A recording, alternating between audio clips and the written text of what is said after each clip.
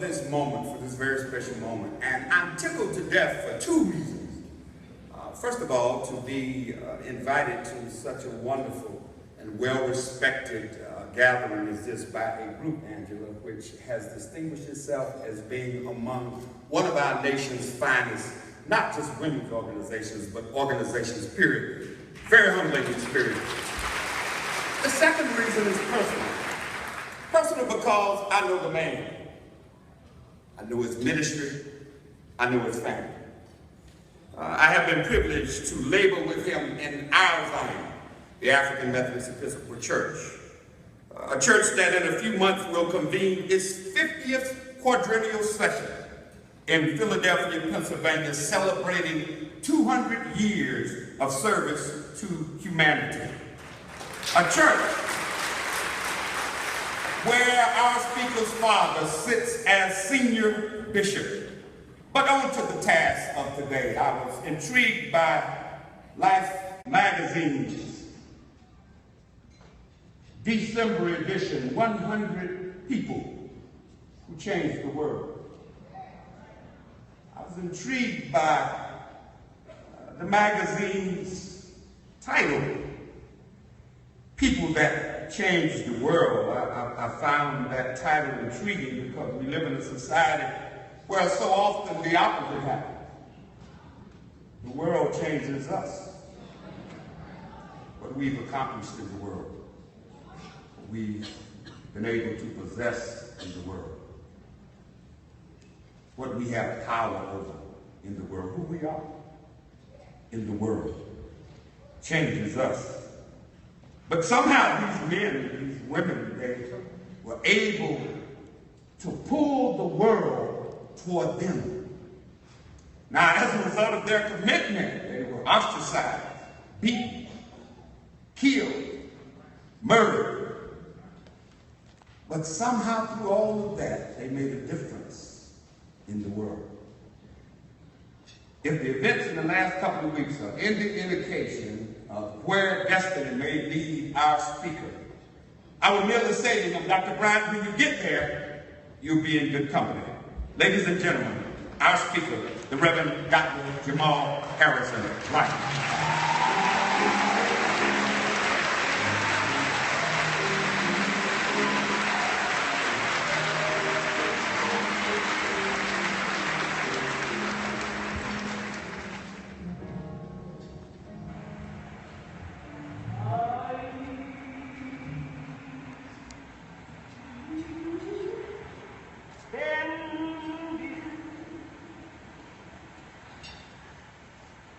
In our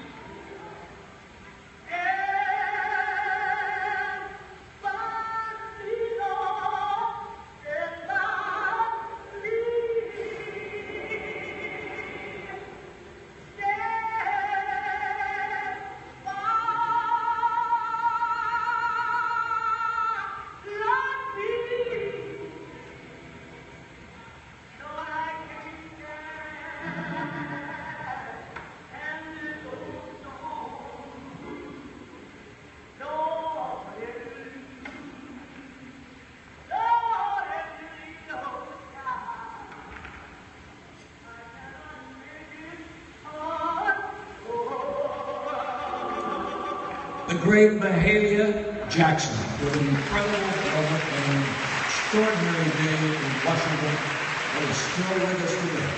Ladies and gentlemen, welcome. From Baltimore, Maryland, Reverend Dr. Jamal Bryant.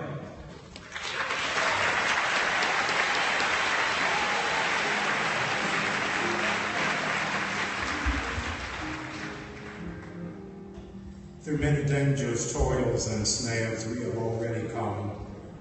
Nobody said the road was going to be easy, but I don't believe he's brought us this far just to leave us now. In all of my days, I never dreamed or imagined I'd be able to say that I preached after Mahalia Jackson sang. So this is, in fact, a historical moment for me. I'm appreciative for the incredible women of the National Council of Negro Women. Mary McLeod Bethune birthday legacy, after being an advisor to the president, saying that if black women ever harness their power, they will be able to change a nation.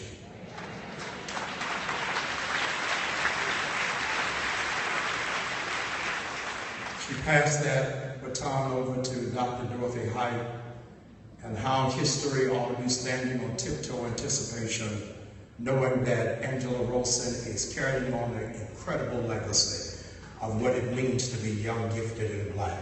Would you help me overwhelmingly appreciate our president?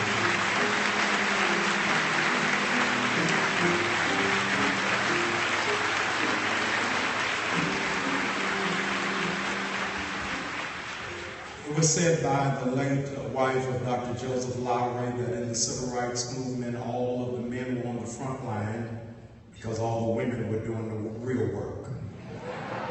As my mother is a womanist theologian, as I look at this roster, I would be in terrible trouble with all these men standing on the roster and at the head table. Let me ask all of the women in the house, would you just wave your hand? We owe you a debt of gratitude. Let's salute and celebrate.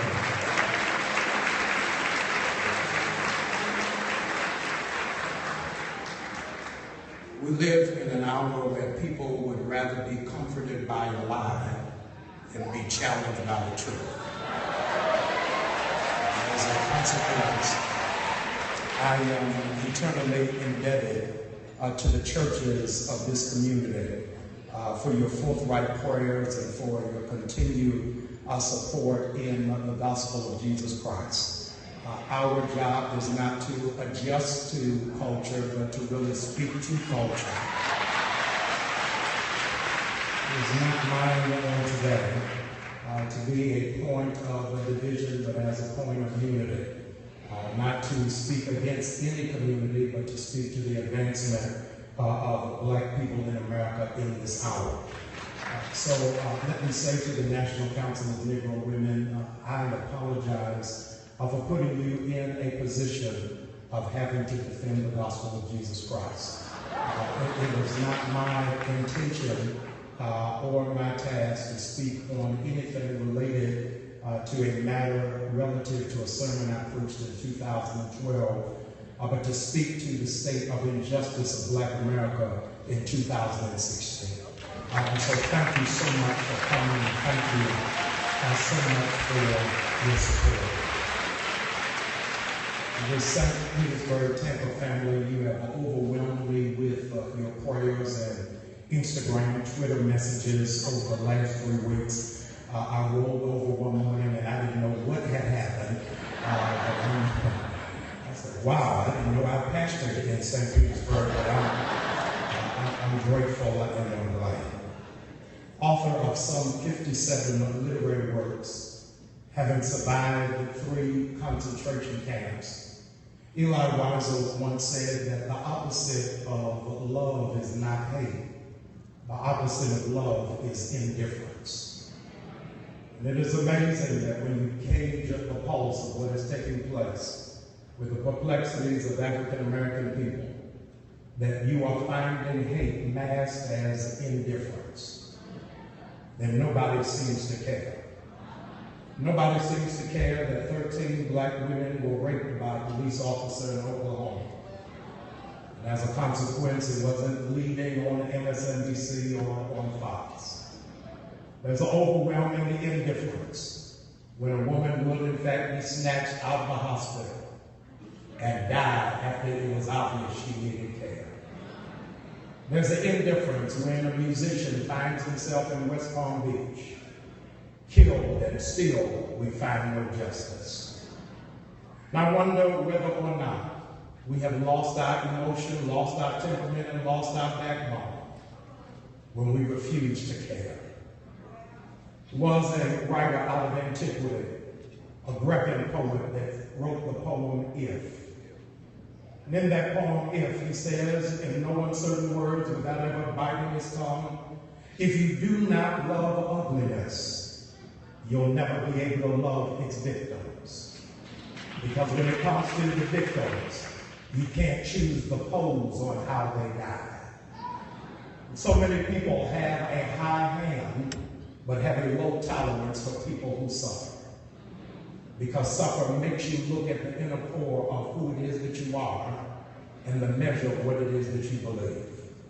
One of the pivotal theological statements of Dr. King was that I have decided to stick with love because hate is too great a burden. It's amazing that many people didn't understand what Kanye West said after the hurricane hit New Orleans and absolutely ravaged an entire city. He said in no uncertain terms that George Bush doesn't like black people. He was talking about the indifference. He was talking about the luxury of trying to make the pose of people who are victims. In 1984, a rock group by Foreigner said, I want to know what love is. Tina Turner turned around 2 years later and asked the question, what's love got to do with it? Many of us still haven't found out what that love is and cannot see it measured and cannot see it acted out. After having studied at Morehouse College and Duke University, I could not find a philosopher or even a rhetorician who could absolutely pinpoint for me the demonstration of love. I really didn't see it in our lifetime out of pulling the pages of history apart. The first time I saw love in action was not after working in an orphanage in Haiti, not after digging wells in Africa, not after trying to educate an urban center after an uprising in Baltimore. The very first time that I saw love demonstrated was just a few weeks ago in an airport in Chicago. I was on a layover headed on to another flight and I stopped in the men's room. And when I stopped in the men's room, there was a man working in the bathroom. And on the sink, he had a bowl of mints. In Dixie cups, he had mouthwash. And in a tin, he had samples of cologne. When I walked into the bathroom, you heard all kinds of strange sounds. You were able to hear all kinds of pungent odors. But there was Mr. Johnson in Chicago's airport, singing, passing out mints, giving out cups of mouthwash, offering people samples of cologne. People were in stalls making all kinds of noises, releasing all kinds of pungent smells. And Mr. Johnson was smiling, passing out mints, small cups of mouthwash, and giving out samples of cologne. People came out of the stall and never washed their hands. And Mr. Johnson was smiling, passing out mints, small Dixie cups of mouthwash, samples of cologne. And I asked Mr. Johnson, having never seen him, never met him before, Mr. Johnson, why do you do this? He said, sir, the only way I can do it is I have to love people. I know they're full of crap.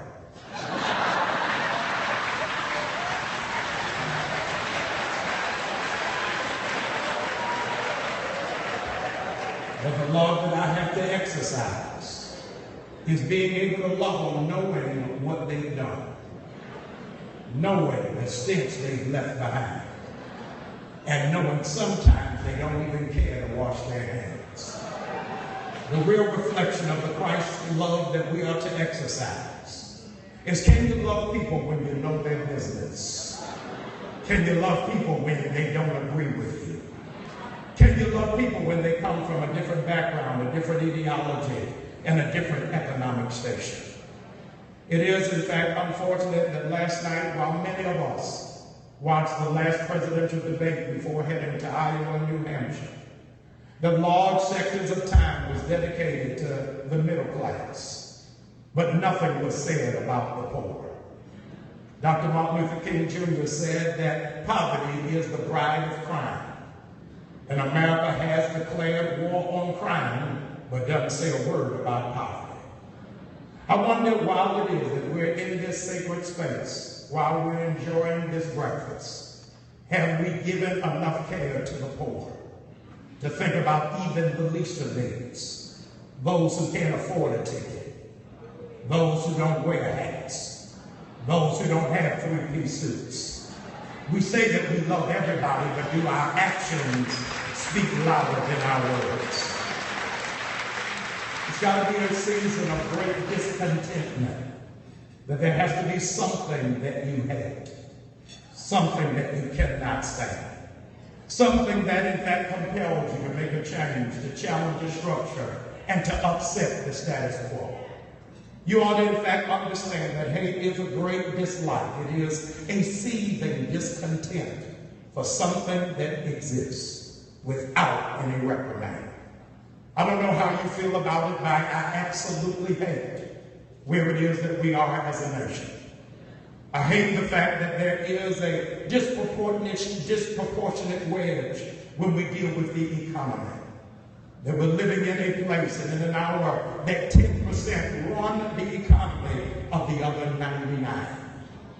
Something ought to upset you by virtue of the fact that the average African American only has $6,000 in their savings account. But right now in this breakfast has on $1,200 worth of clothes. Something ought to upset you. Something ought to upset you to the fact that we don't have enough to retire, so that our parents are working and working and working, and in this hour don't even receive a gold watch. Something ought to upset you. This is the largest generation of black grown people who live with their parents, with no higher trajectory to do more for the generation that comes behind them. Something ought to upset you, that as black people, we are America's leading consumers, but we are the least producers. Something ought to upset you, that we're still in this hour, the last hired and the first hired, and we have hit a concussion trying to break through a glass ceiling. Something ought to upset you, that we have raised a generation of children who have a false sense of entitlement, when they have cell phones but can't conjugate verbs. Something ought to upset you, that somehow or another that we'll spend our lives just so that we can look the best, and on the inside we feel like the least. Something ought to upset you when you go to church and all you hear about is tithing, but you hear nothing about a budget.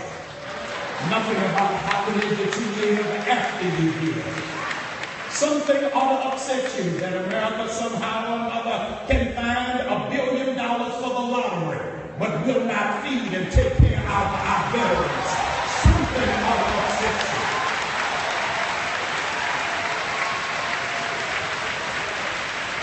You ought to be upset about the state of education in America.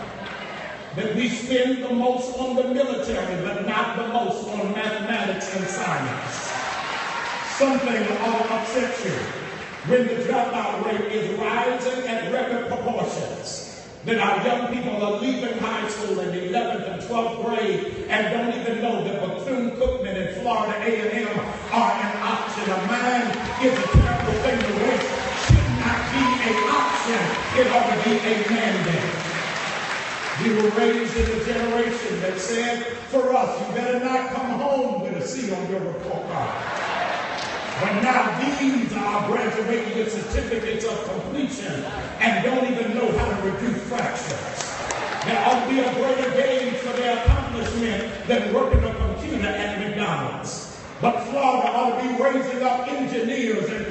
scientists and entrepreneurs, and you ought not rest until you raise a black governor for the state of Florida. That ought to be something that accepts you.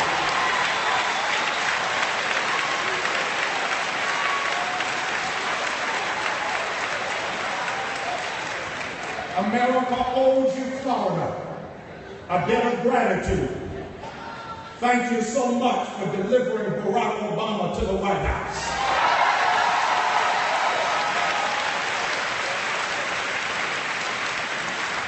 Florida, if we would have just awakened you earlier, you could have stopped Bush.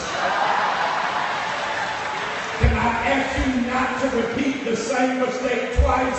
Whatever you do, please keep Donald Trump at the casino and let's rebuild an America that will look better for the generations yet to come.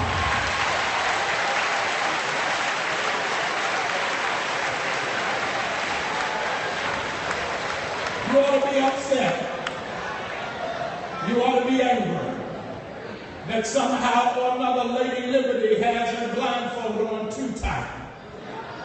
That black people are unable to see justice.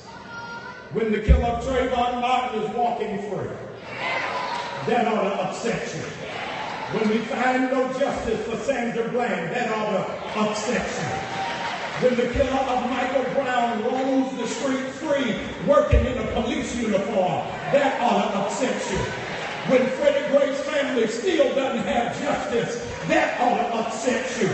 For the nameless, faceless young men and women in Florida who are behind bars but can't find the money to get behind a college debt, that ought to upset you. Living in an hour where parents have to take out a second mortgage just for college tuition, that ought to upset you. We're absent of seeing what love looks like when it's modeled and when it's demonstrated. And greater love has no man than this, than a man would lay down his life for his friends. No man takes my life, I lay it down. And if I lay it down, I can pick it back up again. We find Jesus talking to those who called themselves astute in John chapter 10. And he gives us the parable about a man who's walking from Jerusalem to Jericho. And might I tell you that that man already is bound for trouble because he's headed in the wrong direction. Jerusalem is the headquarters for the Holy Ghost. It is the epicenter for the temple. It is, in fact, the Mecca for those who are worshipers of Yahweh. And he's leaving Jerusalem to go to Jericho, the seat of polytheism. A seat of an era that said, it's your thing, do what you want to do. A seat where it is that marriage was handled loosely. And he's walking from Jerusalem to Jericho. And so many of us who have graduated from Vacation Bible School, we're familiar with the narrative that he fell amongst thieves and they beat him. But nobody ever tells us why they beat him. Did they beat him because he had on the latest pair of Jordans? Did they beat him because they were trying to steal his iPhone 6? Or did they beat him because he had a different definition of marriage? Why did they beat him? Nobody gives us the definition. Was he racially profiled? Were the thieves actually police officers? Why did they beat him? Was in fact a public school system that wanted to label him as attention deficit disorder, not realizing that he was actually gifted and talented and needed an unconventional approach to education. Why did they beat him? They beat him and they robbed him and they left him half dead. And isn't that the good news of the glorious gospel of Jesus Christ? Is that if in fact they were going to do him in, they should have killed him. But when you're messing with a child of God, whatever you do, don't leave them half dead. Because if you leave them half dead, they got a 50% chance of getting back on their feet again. And there's some people in this room life trying to leave you half dead, and you got to testify, if it had not been for the Lord on my side, where would I be?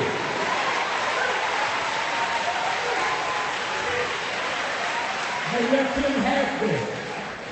And when they left him half dead, you'll notice that the first people that passed him by were Levites, politicians.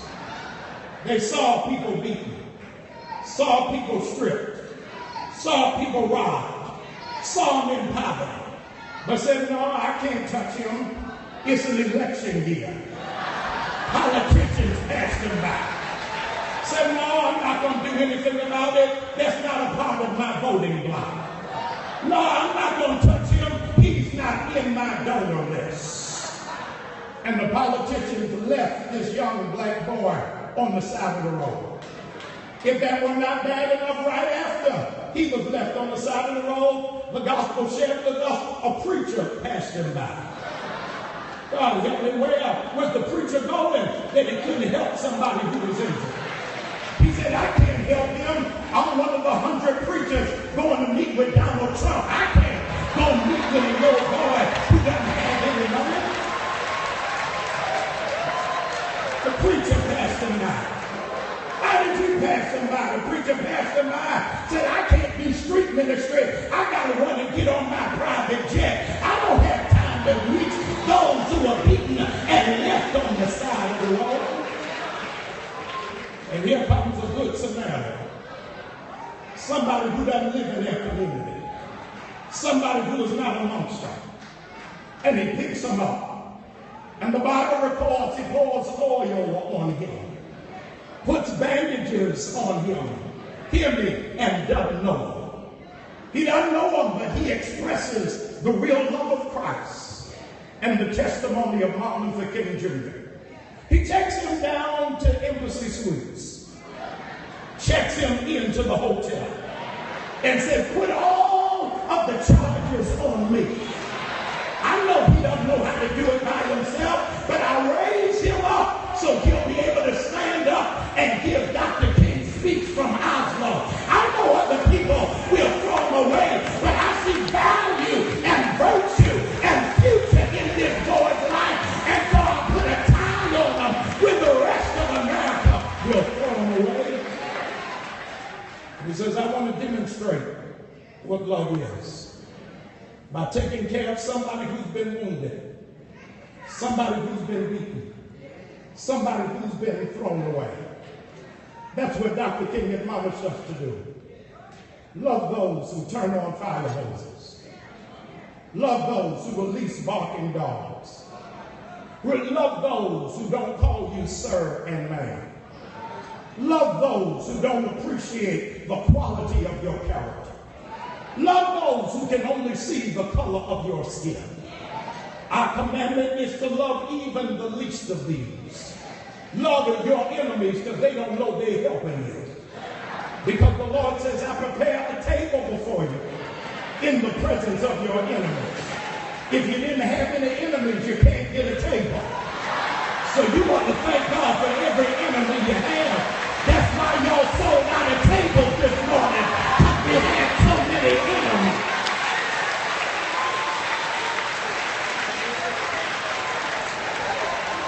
Love those. We don't believe that you can come anything, knowing that I can do all things through Christ, which strengthens me. Love those that talk about you.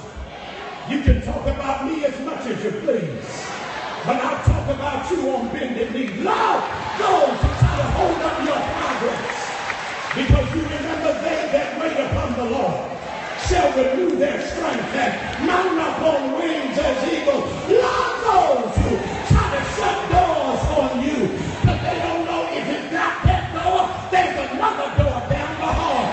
Love those. Oh, Negro spiritual, we don't sing anymore. It says, I want to treat everybody right. You got to love people because you don't know who God is going to use.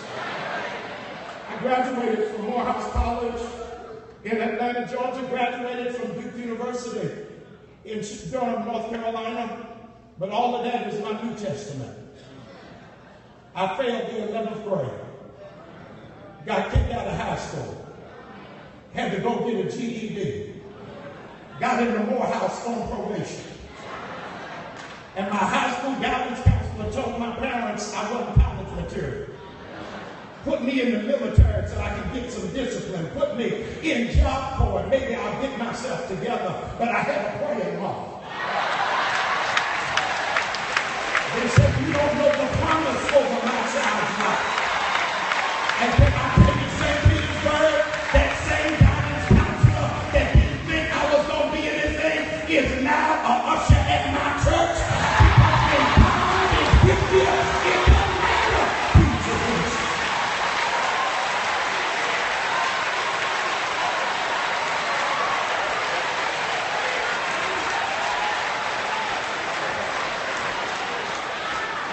I love you, St. Petersburg.